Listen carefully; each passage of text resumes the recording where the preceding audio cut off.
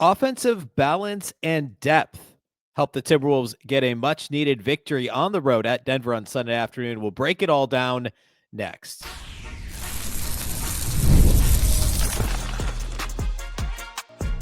You are Locked On Timberwolves, your daily Minnesota Timberwolves podcast. Part of the Locked On Podcast Network, your team every day. Hello and welcome to the Locked On Wolves podcast, part of the Locked On Podcast Network, now the number one sports podcast network. Today's episode is brought to you by FanDuel. FanDuel is giving you a way to turn that energy into even bigger potential wins with a college basketball parlay profit boost. Head to FanDuel.com to get started. That's FanDuel.com. FanDuel, play your game. Happy Monday, everybody. Hopefully you had a fantastic weekend. It is a victory Monday following the Wolves win over the Nuggets on Sunday afternoon. My name is Ben Beecken. I am the host of Locked On Wolves, and this is the post-game podcast following the Wolves win over Denver. And it was an important win. I said in the open, a much-needed win, not because the Wolves have lost a bunch of games lately, although they're like 500 in their last 12 before coming into this one, but because they finally beat a good team at full strength on the road.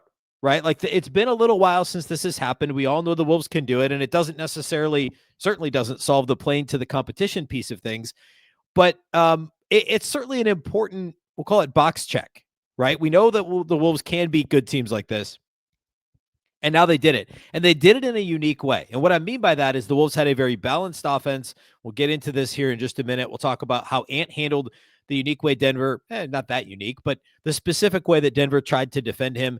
And then also how the Wolves, did what they needed to do along the way. Denver pushed back several times. The Wolves just kept pushing ahead and eventually pulled away in the final minutes of the fourth quarter. So we'll break down how the Wolves were able to do all that. We'll talk about lots of impressive individual performances. Really, everybody that played had a significant role in this one. It was a very balanced game for Minnesota. But I want to start with my three big things. And we'll do that here in just a moment. First, a big thank you for making Locked On Wolves your first listen every day. Of course, this show is free and available everywhere. That includes YouTube, as well as all of your favorite audio platforms. Wherever you like to listen to podcasts, you can find Locked On Wolves. You could also watch on the Locked On Sports Minnesota app on both Roku and Amazon Fire TV. All right. So this game, obviously super important. Wolves have already lost the tiebreaker to Denver coming into this one, but coming into the game with an identical record as the Nuggets, obviously winning this game puts them ahead of Denver by a game in the Western Conference. And now the Wolves stand alone in fourth and actually are in a virtual tie with Houston for the third seed in the West. So an important game for that reason, an important game for the reason I already mentioned, which is just beating a good team on the road. And there's a lot that went right in this one for the Timberwolves. I'm going to start with of my three big things. Number one, this is a very broad topic, and sometimes that's what happens in the three big things. But I want to hit on resiliency. That's my number one thing. Minnesota was down 9 at the end of the first quarter, and Denver was getting the free throw line a lot. They did throughout the game. I mean, Denver ended up shooting ultimately, I guess, only 8 more free throws than Minnesota, but for a while they were doubling up the Wolves in the free throw attempt category. Denver's getting to the line a bunch. They were playing physical. They were doubling Anthony Edwards. We'll talk more about that. The Wolves just missed a ton of threes. Like Dante DiVincenzo made his first three-point attempt of the game, the Wolves' first three-point attempt of the game early in the first quarter. And then Minnesota missed their next 8 threes. Julius Randle looked awful early in the game. It looked like a continuation of the other night when he scored 4 points last Thursday night. And, obviously a low in a Timberwolves uniform, low in years for Julius Randle. He couldn't score. The Wolves couldn't make a three. It just looked like, oh man, whether it's the altitude or, the residual of everybody being concerned about Finch and Anthony Edwards' relationship and some of the other stuff, those narratives that are out there, right? But in the second quarter, Bones Hyland came to play. And Bones Hyland fits into this resiliency category. I mean, he got 16 minutes off the bench. He scored 18 points on 7 shots, and 15 of his 18 points were in the first half. He almost single-handedly kept the Wolves in the game early. And it sounds crazy. And I know I just did a show a week ago talking about how Bones Hyland needs to play less. I'm not at all recanting that, because I think in the grand scheme of things, you'd rather see some minutes from, depending on the matchup, Jalen Clark, TJ Shannon, Kyle Anderson, once he's officially joined the team. Any other, there's another potential move that could come. There was some Tyus Jones rumors this weekend. That's something we'll cover maybe on tomorrow's show. But in this particular game, it's exactly why you bring in a guy like Bones Hyland. And a year ago, I talked about that almost exactly a year ago when they added him on a 2-way deal in the first place. I said, look, he's the sort of guy due to injuries or, foul trouble, whatever, you bring him in and he can get you a quick 20. And he's usually not going to be good defensively. Some nights he's going to shoot you out of the game if you let him play too much. But if you need it, it's a high variance play with Bones Hyland, right? Now, of course, the kicker is he is actually part of the rotation now. And that's part of some of the challenges here is the high variance with Bones. Like, you're not always going to get this version of Bones. And actually, if you look at it, and this is a noisy thing, but he had the second worst plus minus on the team in this game. All that to say, he was awesome in the second quarter, and he almost single-handedly allowed Minnesota to stay in the game and then eventually to take a lead. I mean, Minnesota was up, I think, 8 at halftime after being down by 9 at the end of the first quarter. The Wolves outscored Denver 36-19 in the second quarter. And then also as the game wore on, more resiliency. They were great in the non-Jokic minutes. When Jokic was on the floor, it was a lot tougher. We saw Denver continue to get to the line as the game wore on. We saw some, the challenge not go the Timberwolves' way, which happens, of course. But this sort of like, I don't know, not avalanche isn't the right word because it didn't come with that sort of, ferociousness. But it was like one thing after another. Denver would make a push and it would be a closer game. And then the Wolves could push back, right? And they did it in a variety of different ways. And really one of the things they hung their hat on, and I just go ahead and throw this into this first thing, is how the Wolves did against, I'll put this in air quotes, the transition defense of the Denver Nuggets.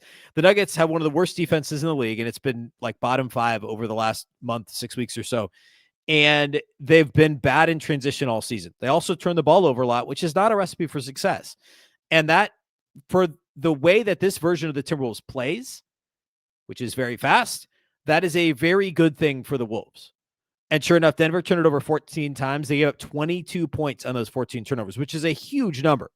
By comparison, the Wolves turned it over 14 times, and Denver got only 11 points off of the same number of turnovers. So the Wolves got twice as many points off of Nuggets turnovers as the Nuggets got off of Timberwolves turnovers, because I think it's part of it's live ball to dead ball. And then the other piece of it is just how bad the Denver transition defense is. And yeah, the Wolves can look really bad too in transition defensively, but not as bad as Denver.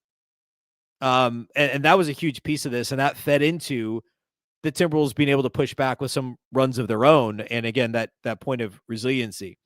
The second thing, well, actually, so one other quick note on that. I'd made a note about 3-point shooting. The Wolves ended the game shooting great, 39% from 3. They started like 1 of 8, and then they kept at it, and they kept shooting threes. They kept running plays to get threes for Dante, to get threes for Nas, to get threes for, Ant. And ultimately, they made 14 threes in this game. Denver only made 6. They attempted 14 more threes than Denver, and they made 8 more threes. They were 39% to Denver's 27. So I'd lump that in with resiliency as something that didn't start out well, but we know the Wolves are going to keep shooting, right? The other thing is the non-Jokic minutes. That's big thing number 2. This is an obvious thing for any team that plays Denver, but in the non-Jokic minutes, you have to be great. And the Wolves were. Jokic was a +4 in a game the Wolves won by 9. So in the non-Jokic minutes, and this I guess includes garbage time and stuff, but there wasn't a whole lot of that. It was like a minute and a half. But in the non-Jokic minutes, the Wolves were +13. And the Wolves were -4 when Jokic was on the floor. That's huge. It's what you have to do. And there's only 11 of those. Jokic played 37 minutes. So you only have 11 minutes to make hay when Jokic is off the floor. And I thought the Wolves did a good job of mixing and matching lineups. When Jokic was off the floor. And also Jamal Murray shared some of that time off the floor. Like, the Nuggets are miserable when both Jokic and Murray are off the floor, because the defense is bad no matter what. No matter who's on the floor, it's bad for Denver. The offense can survive with Jokic off the floor and Murray on, but not when they're both off the floor. Gobert ate Jonas Valanciunas' lunch.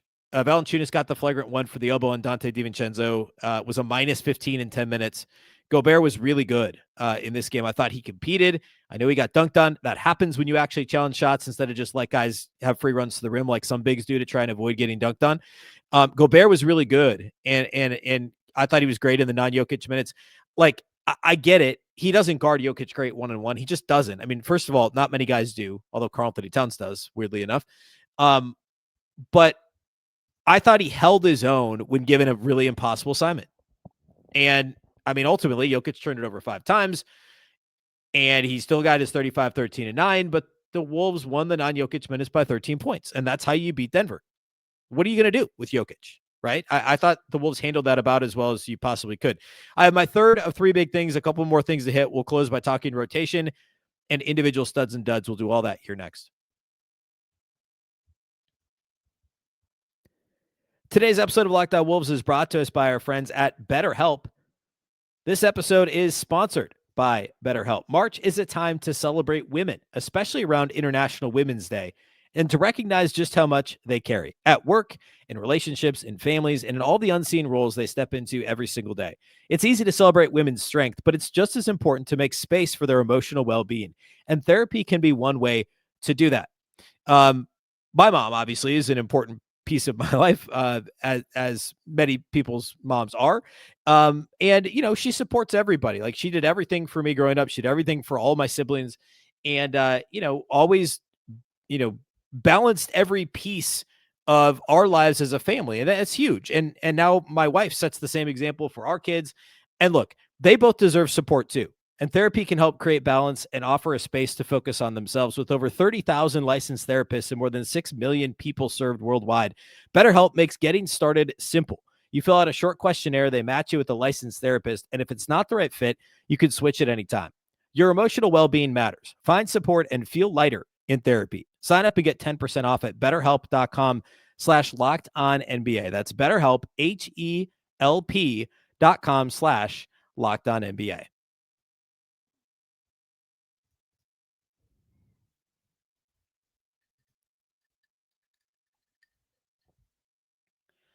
A reminder, you can get Locked On Wolves ad-free with the Everydayer Club, plus members-only Discord access. It's very simple to join. Just go ahead to lockedonwolves.supercast.com.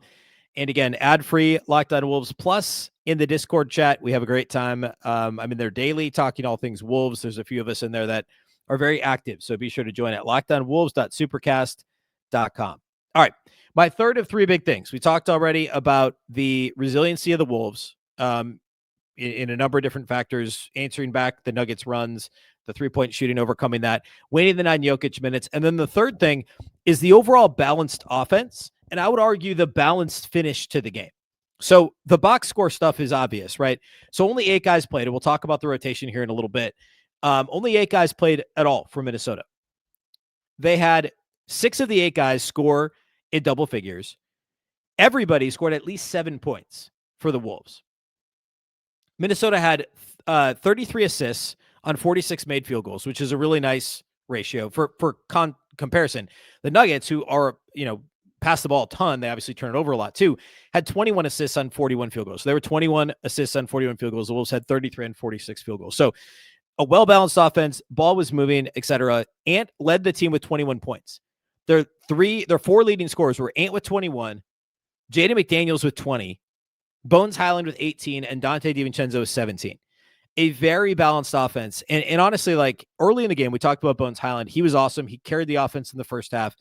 Ant had some moments toward the end of the first half. He obviously had the coast-to-coast in the final seconds. That was great right before halftime. And Ant was good at the end of the second quarter. And Ant was also, like, he had some big moments down the stretch at the end of the game. In the fourth quarter, like, you could go right on down the list and talk about big moments that everybody had. There were big Ant shots, yes. DiVincenzo was great on both ends. I mean, he hit a couple of big threes as the Wolves were they built a lead that I think got to, 15, I think, at one point, or 14. Yeah, 14 was the largest lead. He was a big part of pushing that lead up and then stemming the tide when Denver pushed back. DiVincenzo hit big shots. He also played really good defense in this game. I thought he was very active. He had 2 steals defensively, both of which came at pivotal moments in this game. Really good moments from Donte on both ends of the floor. Rudy Gobert on the glass. Like I talked already, he dominated Valanciunas when in the 10 Jonas Valanciunas minutes that took place in this game. Rudy had 15 rebounds, 5 of them on the offensive glass. And late in the game when, really the whole game was very physical, but I thought Rudy did a really good job down the stretch in this game at securing rebounds, at controlling the glass, at helping give Minnesota some additional bites at the apple. And there was the one bad turnover he had after an offensive rebound, but it was crazy. He got to the ball in the first place. And a couple big defensive rebounds where he was getting fouled, and a couple where he he was soaking up the attention of the defense of the Nuggets potential offensive rebounders, and somebody else came in and got the rebound. There were a couple of those as well. So big rebounding moments for Rudy Gobert. Jaden McDaniels, we're definitely going to talk about him in studs and duds. He was great in the half court. I mean, another piece of this that we might as well talk about now is how the Nuggets defended Anthony Edwards. They were often throwing a second guy at him right at the timeline. And it's a defense we haven't seen quite as much of recently because Ant has responded to it so well this year. When teams do double him, he got much better at handling that offensively last year. And he was overall pretty good in this game doing that as well. I mean, he finished with 6 assists to 2 turnovers, so that's a good ratio, certainly flipping from where it had been here in recent games. So that was all positive. But that also meant, and Ant talked about this after the game in post-game media, like it essentially then, not essentially, it does mean the rest of the team can go 4 on 3. And the ball movement was actually there. Essentially, Denver was saying, we don't think, first of all, we're not sure Ant will make the right read. Okay, he's going to try and go hero ball, which he did a couple times and it worked out okay, or he's going to turn the ball over, right? If he does make the right read, we don't think the Wolves will actually move the ball. We think Julius Randle will still go ISO, or it'll end up with Rudy in the paint, with somebody rotating down and making it difficult, or, whatever the case, or maybe it's, I guess he's really the only non-shooter that is in this lineup, or maybe it's, we'll live with a Julius Randle 3-point attempt, right? Like that's part of the calculus here. But instead, the Timberwolves, more often than not, especially as the game wore on, moved the basketball instead of just taking the first available shot, and instead of getting sucked into playing ISO ball. And that's one of the advantages that the Wolves have when teams put 2 on the ball right when Ant crosses half court, because it lends itself to forcing ball movement. There's no sense in going 1-on-1 when you've got 3 other teammates, only 2 guys guarding them.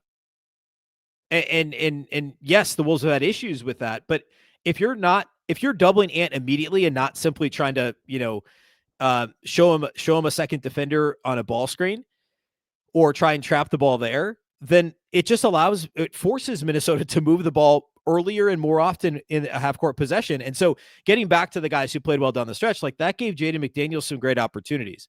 McDaniels had a couple of very nice drives, kind of floaters. He's added the floater to his game. Like he's done it is more of a floater, like push shot sort of a thing, the one-hander, because he's had that lean back from 10 feet, 8 feet, 12 feet, where he gets like perpendicular to the floor. He's been doing that now for a couple of years, and it's of course increased in frequency and effectiveness over the last year or so. And now he's added this almost kind of runner floater push shot thing that he does too. Jaden McDaniels was 9 of 9 on 2-point shots in this game. He missed all 3 of his 3-point attempts, and he's like 44% on the year, 44% plus. But he missed all 3 of his 3-point attempts. He was 9 of 9 on 2s in this game. Just a phenomenal McDaniels game. He had one particular attack late in the fourth quarter on the right baseline that was just a really good take, and he hit a tough floater. It's just such a tough angle, too, to make that shot, coming down the baseline, and Jaden drained it. Just a huge, huge play. And again, like he was, I think, the most important offensive player in the fourth quarter of this game for Minnesota. Obviously Ant hit a crazy 3-pointer above the break on the right side. He had a couple nice drives as well, and was obviously very good down the stretch. But Jaden was probably the most important offensive player, especially given the way that Denver was defending him. So that's my third of my 3 big things, and I guess I covered a lot of the other stuff along the way. So what I want to do next is I want to close with individual studs and duds. I also want to hit on some rotation thoughts here. We'll peek ahead at the week. We'll do all that here next to close out the show.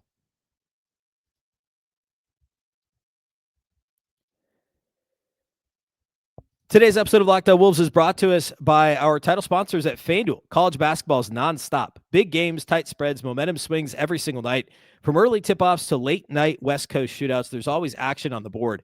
And now FanDuel is giving you a way to turn that energy into even bigger potential wins with a college basketball parlay profit boost. You can build any college hoops parlay you want. Rivalry games, ranked matchups, whatever fits, whatever you want to do. You can mix spreads, totals, player props to match how you see the slate playing out. Then you can apply the profit boost and instantly bump up the potential payout. You go safe, you go bold. We're getting into conference, like down the stretch of conference play, getting into conference tournaments here before the big tournament here, just a couple of weeks. just maybe you want to ride with the team you've been following all season. It's your parlay, your style, now with more upside behind it. Head to FanDuel.com to get started. That's FanDuel.com. FanDuel, play your game. Today's episode is also brought to us by our friends at Indeed. Workplace chaos, deadlines stacking up, inbox overflowing, and the one position you have to fill still sitting open. When the pressure's on and you need the right hire, this is a job for sponsored jobs. Indeed Sponsored Jobs helps you reach the people who actually fit what you're looking for. Skills, experience, location, so you're not just hoping the right candidate stumbles across your post. And here's a stat that says it all. In the minute I've been talking to you about Indeed, companies like yours made 27 hires on Indeed, according to Indeed data worldwide. So if you're hiring, spend less time searching and more time interviewing candidates who check all your boxes with Indeed Sponsored Jobs. Spend less time searching and more time actually interviewing. That's right. When you need the right person to cut through the chaos, this is a job for Indeed Sponsored Jobs. Listeners of this show will get a $75 sponsored job credit to help get your job the premium status it deserves at Indeed.com/podcast. Just go to Indeed.com/podcast right now and support our show by saying that you heard about Indeed on this podcast. Indeed.com/podcast. Terms and conditions apply. Need to hire? This is a job for Indeed Sponsored Jobs.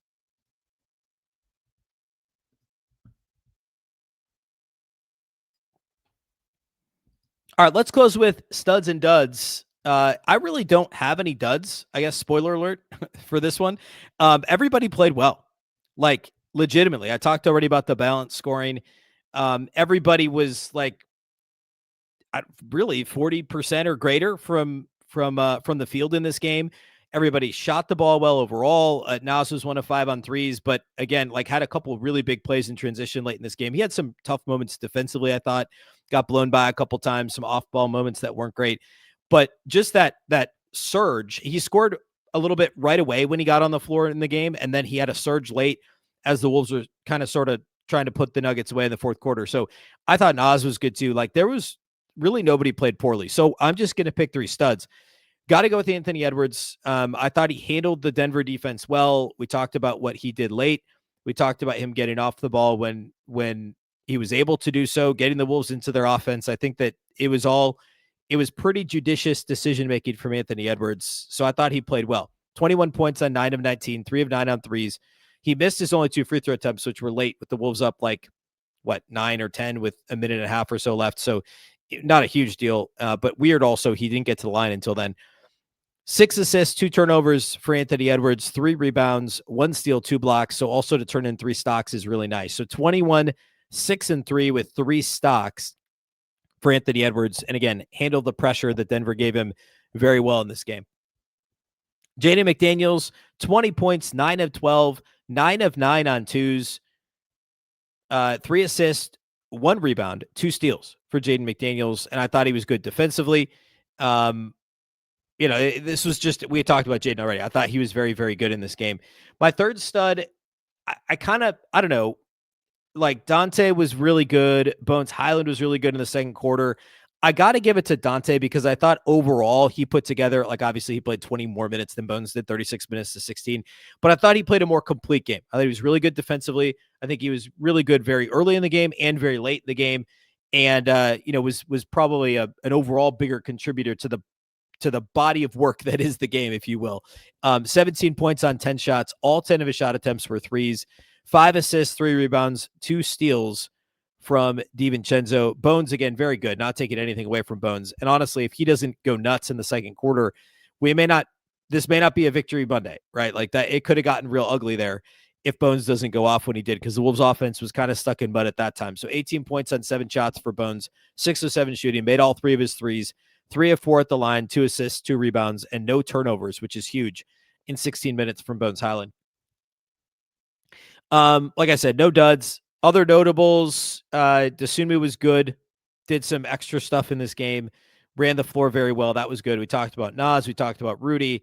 Julius Randle bounced back after scoring just 4 points on Thursday. He had 14 points on 5 of 12, 9 boards, 7 assists for Julius Randle. He had 1 steal, 1 block as well. And a balanced Julius Randle game. A couple rough moments, especially early when he had like a couple ill-advised jumpers, bad miss on a 3. just it looked like, oh no, here we go again with Julius Randle. And then he played much better as the game wore on. He was good in the second half. I thought he had a couple really good defensive moments, had a big block that led to a run out. Just a well-rounded game from Julius Randle, and very nice to see him bounce back. Curious, we talked about this on Friday's show, the Kyle Anderson, addition that seems to be looming here, what that means moving forward. I certainly don't think it means necessarily less minutes for Julius Randle, but maybe if Anderson gets to, slow-mo gets some of those minutes at the 5 next to Naz Reid instead of Julius Randle and Naz Reid together, I think that's certainly a possibility. So something to keep an eye on for sure. All right. Real quickly, the standings, Minnesota's in a virtual tie with Houston for 3. They're now a game ahead of Denver. So the Wolves are officially in 4th in the West. They also have the 4th best point differential in the Western Conference. And in case you're wondering, they're 3.5 games clear of Phoenix, who is in the play-in. So we're not going to say safely out of the play-in, but there's a little bit of distance there. And also they are 5.5 games behind San Antonio, who did lose to the Knicks on Sunday for the 2 spot in the West. Of course, the big thing is you don't really want to be 4 because that means that you're on the same side of the bracket as OKC. Being 3 would be great. And obviously it's most important to stay out of the play-in. So 2 and 3 is where you really want to get. 2 could be out of reach, probably is out of reach at this point. So 3 is what you really want to focus on. And Houston, who, lost last time out, has obviously struggled quite a bit here recently as well. All right, upcoming next on the schedule for the Timberwolves this week. The Wolves, again, are on a Tuesday-Thursday schedule. Actually, weirdly, not national TV games because most of the rest of the season, it's like more than half their games are national TV games. Tuesday night at home against Memphis. So very clearly we'll call it a trap game because they have Toronto, who's, a pretty good Raptors team at home on Thursday. First game back from a successful 3-game road trip. Several national televised games to a non-national televised game, a bad opponent in a Memphis team that's not going anywhere this year. Obviously, a Memphis team that is pretty actively, not trying to win. They're 4.5 games out of the play-in. This is the classic. Are the Wolves going to play to their competition game? We'll talk about that on tomorrow's show. We'll preview that matchup. Also want to get into a little bit of, there was the Tyus Jones thing over the weekend. We'll get into that. Is it realistic? What could that look like? Is the slow-mo thing going to get announced? Weirdly, that he was just with the Grizzlies and now, could he be an option on Tuesday? We'll talk about all that for Tuesday's show. We'll get you set for that game on Tuesday as well. And then, like I said, Wolves Raptors Thursday, off Friday, and then the Wolves stay home for Orlando for an afternoon game on Prime on Saturday. So Tuesday, Thursday, Saturday, all at home before the Wolves get consecutive off days again Sunday, Monday, and go back out on the road, back out to the West Coast for the Lakers next Tuesday night. So 3 winnable games at home: Memphis, Toronto, Orlando. 1 game they definitely should win. 1 game that's a little bit tougher in Toronto and Orlando, which is somewhere in the middle. So an important week ahead for the Wolves as they try and keep themselves in range for the 3 spot in the Western Conference. That's all I got for you today. Big thank you for making Locked On Wolves your first listen every single day. Of course, this show is free and available everywhere. That includes YouTube, as well as all of your favorite audio platforms.